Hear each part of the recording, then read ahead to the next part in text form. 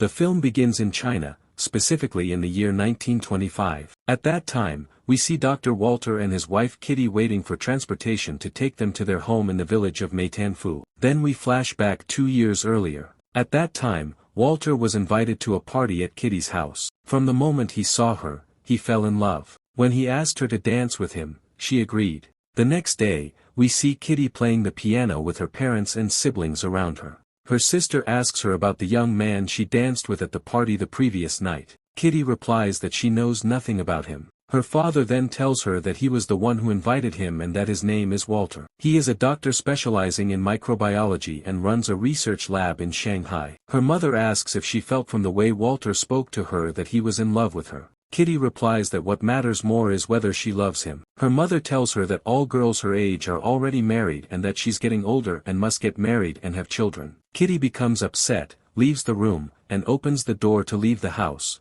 only to find Walter standing outside. He had come to bring her a gift. She takes it and tells him she's going out. He asks where she's going and walks with her. They walk together for a while, and when Walter sees Kitty standing in front of a flower shop, he asks her to go in and choose whichever flowers she likes. After that, he tells her that he loves her and wants to marry her. She is shocked. Seeing that he's waiting for an answer, she tells him she needs time to think. He replies, "I promise I'll do everything I can to make you happy." When Kitty returns home, she hears her mother on the phone with a friend, saying she's lost hope that Kitty will ever find someone to marry her. Kitty then decides to accept Walter's proposal. After their marriage, she travels with him to Shanghai, where they move into their new apartment. Time passes, and it becomes clear that they don't share the same interests. Kitty becomes bored and asks Walter to play cards with her, but he doesn't know how because he's always busy with research and studies. One day, he tells her he's inviting his friend Charlie for lunch the next day. Kitty responds that she doesn't like Charlie's wife, Dorothy,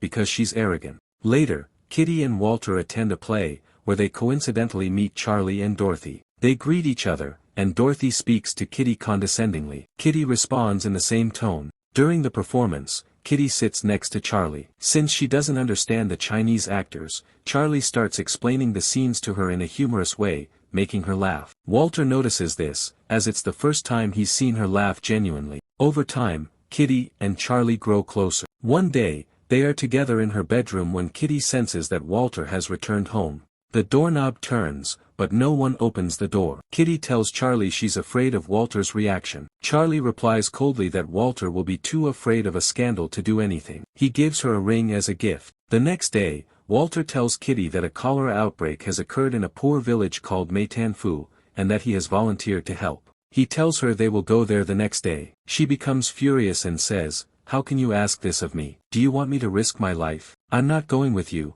and storms off to the bedroom. Walter replies, "Tomorrow, I'll divorce you." She is shocked. He then confronts her, saying he will accuse her of adultery. She responds, "There's no need for scandal. Charlie and I love each other. We didn't mean to hurt anyone. Besides, you never made me love you, unlike Charlie, who made me fall for him." Walter gets angry and says, "I knew you were foolish, but not this foolish. When I proposed, I knew you didn't love me, but I thought you might grow to love me over time. Anyway, I'll agree to a quiet divorce, but on one condition." Later, Charlie is seen at the English club in Shanghai with a factory owner and several British businessmen. The factory owner justifies shooting a Chinese worker. At that moment, Kitty arrives and sends a note to Charlie via a waiter. He excuses himself and goes to meet her. Kitty tells him, "Walter knows about us." They go into a private room, and she tells him that Walter agreed to a quiet divorce on the condition that Charlie divorces Dorothy and promises to marry Kitty. Charlie tells her he can't divorce Dorothy. Kitty is devastated and tells him that Walter asked her to say that because he was sure Charlie would prove to be a coward. She then leaves.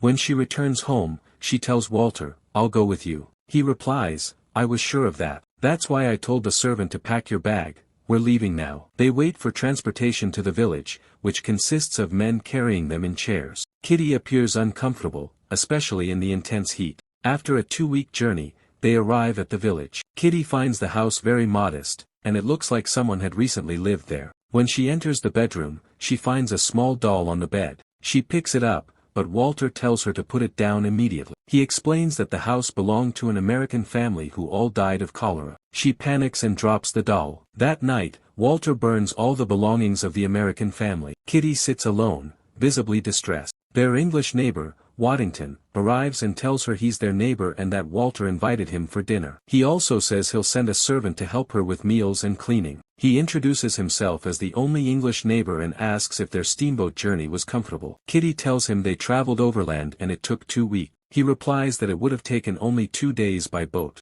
Walter then says he wanted to see the countryside. At that moment, Kitty realizes he intentionally made them take the long journey to make her suffer. At dinner, Waddington asks if she brought any new records because he's bored of his. She says no. Walter then mentions he heard the village magistrate might help him. Waddington replies that his name is Colonel Yu, and that he's tough and doesn't like the British. He also tells them there's a convent in the village with British nuns. When the cholera outbreak started, they were told to return to Britain but refused, even though one nun has been dying every so often since the epidemic began. That night, Kitty asks Walter about the symptoms of cholera. He tells her that within the first 36 hours, the patient loses all body fluids, experiences extreme pain, and then dies. The next day, the magistrate arrives and tells Walter he will assign a soldier to guard the house, as the villagers are attacking the British. He leaves the soldier with them and departs with Walter to the village. There, Walter sees villagers drawing water from the main well. He tells the magistrate they must stop people from using it until the water is tested. Then, he visits the convent hospital. When he sees the cholera patients, he can barely endure the sight,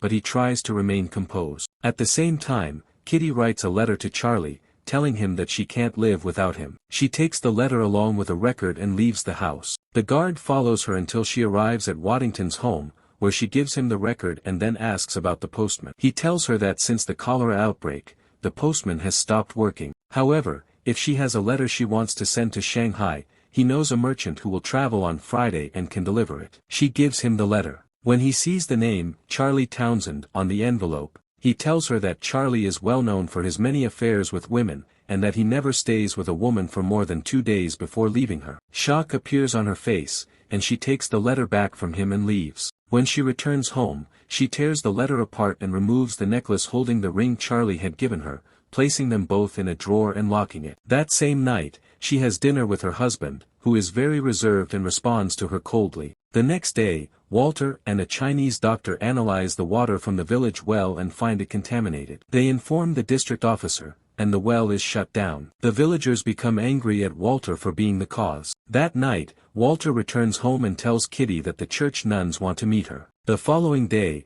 Waddington accompanies her to the church. On their way through the village, it's clear that the locals are upset about the presence of the British in their village. A group of them tells her that the British are occupiers and should go back to their country. When they arrive at the church, Kitty meets the nuns, and the head nun takes her on a tour of the convent. She sees older girls working on sewing, and the nun tells her that all of these girls have converted to Catholicism, except for one who refused to adopt their faith. Then she takes her to the music room, where a nun is teaching small children to sing. Kitty notices a piano in the room, and the head nun tells her that the nun who used to play the piano and teach the children passed away last week. After finishing the tour, Kitty returns home. That same night, she brings dinner and goes to the room where Walter is working on his research. When she sees him asleep, she places the plate beside him. He wakes up and asks why she came, and she tells him she brought dinner. He coldly responds, "Leave it and get out of my sight." When she tries to talk to him, he walks away and heads to his room to sleep. She follows him and says, "I want you to forget the past so we can live happily." He replies, "Who said I'm not happy? I have much more important things to think about than you." She says,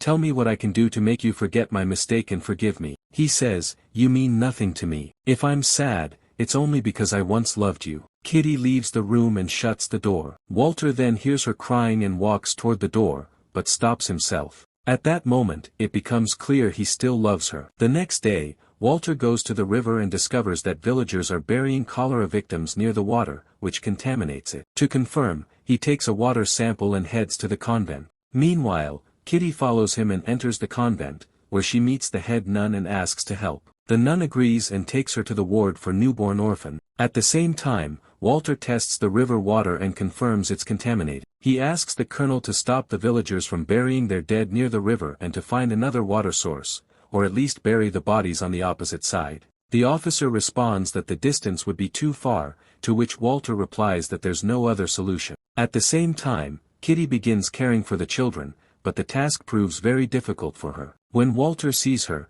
he asks, "What are you doing here?" She replies, "I volunteered to help care for the children at the convent." After some time, we see Kitty playing the piano and singing with the children, who are filled with joy. At that moment, Walter is at the convent and hears the sound. He goes to the door of the music room, and when he sees her playing, he looks truly happy. Soon after, Kitty plays the same tune they danced to when they first met, and Walter recalls how she looked on that day and how he fell in love with her. A few days later, while they're at home, Kitty tells him she's proud of the noble work he's doing in the village. He replies that he doesn't think she understands what he's doing. She responds, "I won't deny that I don't understand your work and that I've never cared much for science or research, but that's because I was raised on clubs, tennis, and social outings. But if you tried to understand me and let me into your world, I'm sure I'd begin to understand." For the first time, Walter seems to understand her and says, "You're right." After that, the police go to the victims' houses and begin burying the bodies themselves, far from the river. At that moment, the villagers' anger toward Walter intensifies. Meanwhile, the district officer visits Walter and tells him he went to the convent and asked the head nun not to allow the nuns to leave,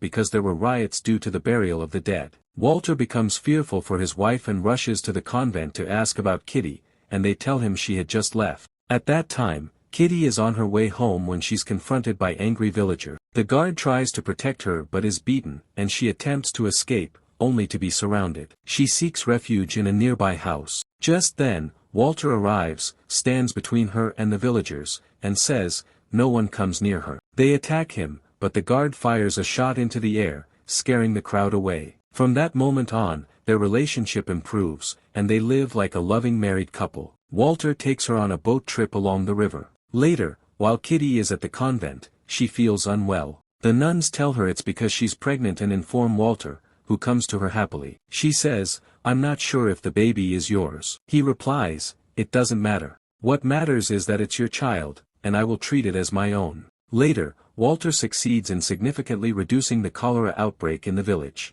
But a nearby village, where all the people are infected, begins moving into the area. When Walter finds out, he tries to stop them. A major conflict erupts between the two villages. Eventually, Walter convinces the infected villagers to stay in a camp on the village's outskirts, and he goes there to treat them. A few days later, Waddington tells Kitty that Walter has contracted cholera. She breaks down and rushes to the camp to be by his side, but his condition worsens. One night, he says to her, "Forgive me." She replies, "If only you could forgive me," and in that moment, Walter dies. After his burial, she returns to London. 5 years later, she is with her son at the flower shop where Walter had once confessed his love to her. As they leave the shop, she runs into Charlie, who stops her and greets her. When he tries to start a conversation, she brushes him off and walks away. Her son asks, "Who was that?" She replies, "No one important." And that is where the film ends. If you enjoy this movie, please, don't forget to subscribe to the channel and like the video.